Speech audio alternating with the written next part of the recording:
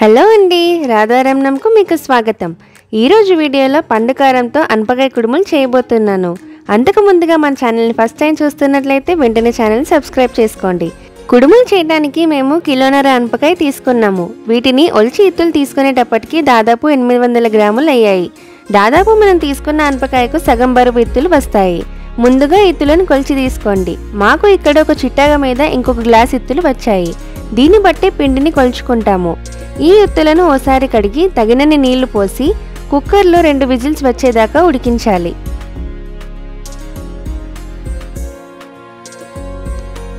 Cooker చల్లారేలోగా ఎల్లిపాయ జీలకర్ర మిశ్రమం తయారు చేసుకుందాం. దీనికోసం 8 ఎల్లిపాయలు, టేబుల్ స్పూన్ జీలకర్రను రోట్లో వేసి మెత్తగా దంచుకోండి.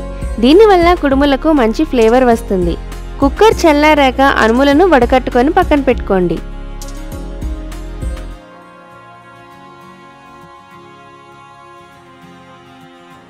చూసారా, 2 విజిల్స్కి అనుములు పర్ఫెక్ట్గా ఉడికిపోయాయి.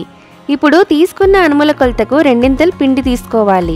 మేము చిట్టాగా ఇంకా గ్లాస్తో కొలుచుకున్నాం కదా, దానికి 2 పిండి కొలిచి తీసుకున్నాము. కుడుముల పిండి పూర్తిగా మెత్తగా ఉండకూడదు, కాస్త బరకగానే ఉండాలి. లేదా రొట్టెలకు వాడే పిండిలా పట్టమన్నా కూడా గిన్నెలో పర్ఫెక్ట్గా వస్తుంది. ఇందులో కప్పు పండుకారం వేసుకుందాం. నిజానికి పిండి కలిపాక మాకు 2 కప్పుల పండుకారం అవసరం పట్టింది. ఇది మీ పండు మిరపకాయ కారాన్ని బట్టి ఉంటుంది. రుచి చూసి అడ్జస్ట్ చేసుకోవడమే. ఇందులో 3 టీ స్పూన్ల పచ్చిధనియాల పొడి వేసుకోండి. మనం ముందుగా దంచి పెట్టుకున్న ఎల్లిపాయ జీలకర్ర ముద్దను నీళ్ళల్లో కలిపి పోసుకోండి.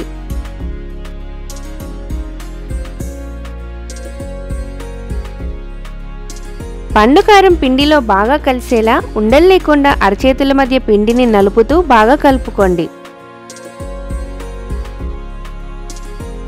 ఇప్పుడు రుచి చూసి కారం ఎక్కువ తక్కువ ఉంటే సరిచేసుకోండి. పండుకారంలో ఉప్పు ఉంటుంది కాబట్టి రుచి చూసి మిగతా అవసరమైన ఉప్పును ఎసరులో వేసుకుందాం. ఇందులో 2 కప్పుల ఉల్లిగడ్డ తరుగు, కప్పు కొత్తిమీర తరుగు, కప్పు మెంతాకు తరుగు వేసి ఓసారి కలపండి. ఇందులో ఉడికించిన అనుములు వేసి కలిపి ఓ పక్కన ఉంచండి.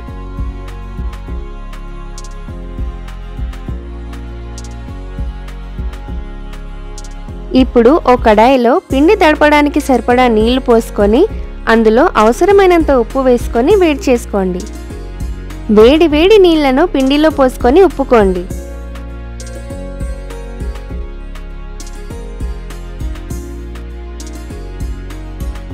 నీళ్లు సరిపోకపోతే తర్వాత చల్లటి నీళ్లను కాస్త చల్లుకొని పిండి ముద్ద తయారు చేసుకోవచ్చు.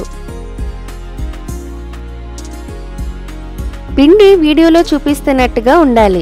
కాస్త మెత్తగా అయినా పర్వాలేదు, కానీ గట్టిగా ఉంటే కుడుములు పిండి పిండిగా వస్తాయి. మేము కుడుములను 2 విధాలుగా చేసుకుంటాం. ఒకటి వీడియోలో చూపిస్తున్నట్టుగా ఒక చిన్న గిన్నె మాదిరి,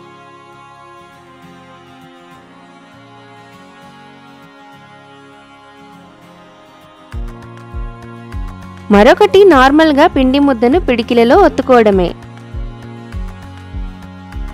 ఇలా చేయటం రాని వాళ్ళు ఇడ్లీల మాదిరి ఒత్తుకున్నా పర్వాలేదు.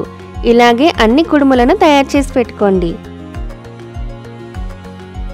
ఇప్పుడు ఒక పాత్రలో నీళ్లు పోసుకొని మీద జల్లిగుల్ల పెట్టి కుడుములను అమర్చుకోవాలి. అన్ని కుడుములకు ఆవిరి తగిలేలా జాగ్రత్తగా అమర్చుకోవాలి. అలానే జల్లిగుల్లలో ఎక్కువగా నింపేయకండి. ఎన్ని పడితే అన్నే పెట్టండి. ఎక్కువ పెట్టేస్తే సరిగ్గా ఆవిరి తగలక పిండి పిండిగా వస్తాయి. లేకపోతే ఇడ్లీ పాత్రలో ఇడ్లీల మాదిరి పెట్టి ఉడికించుకున్నా పర్వాలేదు. కుడుములు పేర్చాక మరో పాత్రతో కప్పి హై ఫ్లేమ్ మీద 20-25 నిమిషాలు ఉడికిస్తే సరిపోతుంది.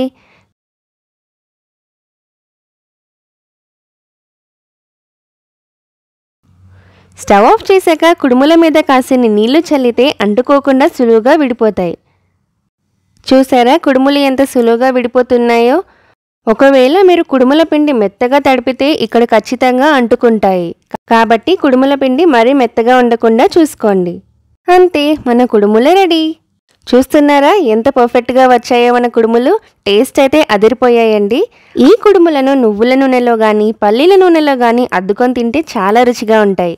వీడియో నచ్చితే లైక్ చేయండి, షేర్ చేయండి, అలాగే సబ్స్క్రైబ్ చేయడం మర్చిపోకండి.